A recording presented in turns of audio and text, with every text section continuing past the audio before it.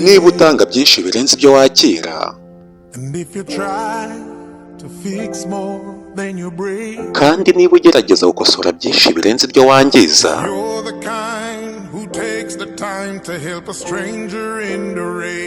niba ujya ufata umwanya ugafasha umuntu utazi uri mu bibazo,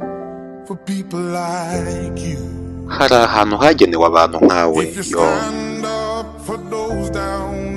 Niba wita ku bantu b'abanyantege nke,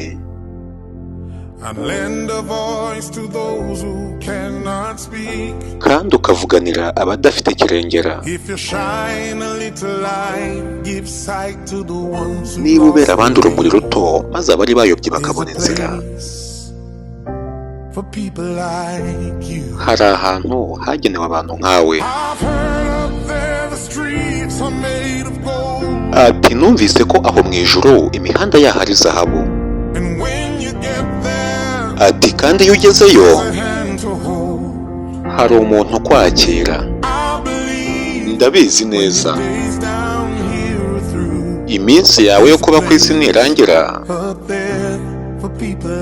hari ahantu hagenewe abantu nkawe.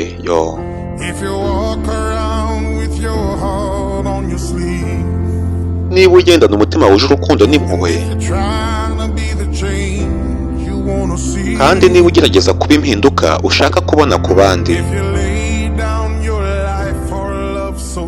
niba wemera gutanga ubuzima bwawe ku bw'undi muntu kugira ngo akizwe, hari umwanya wagenewe abantu nkawe. Ati numvise ko aho mu ijuru imihanda yaho ari zahabu. Ati kandi iyo ugezeyo hari umuntu ukwakira. Ndabyizeye iminsi yo kubaho kwawe nirangira,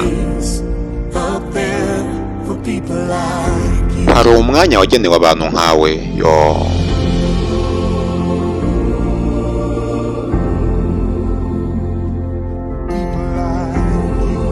Abantu nkawe.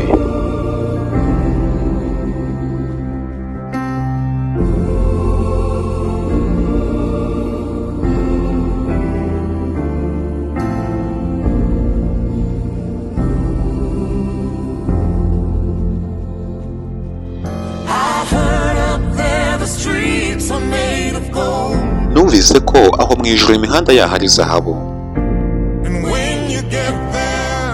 kandi iyo ugezeyo hari umuntu ukwakira. Ati ndabyizeye rwose iminsi yawe yo kuba ku isi nirangira, hari ahantu hagenewe abantu nkawe.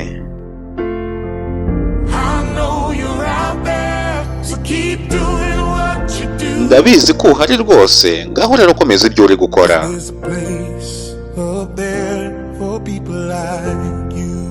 Kubera ko hari ahantu hagenewe abantu nkawe.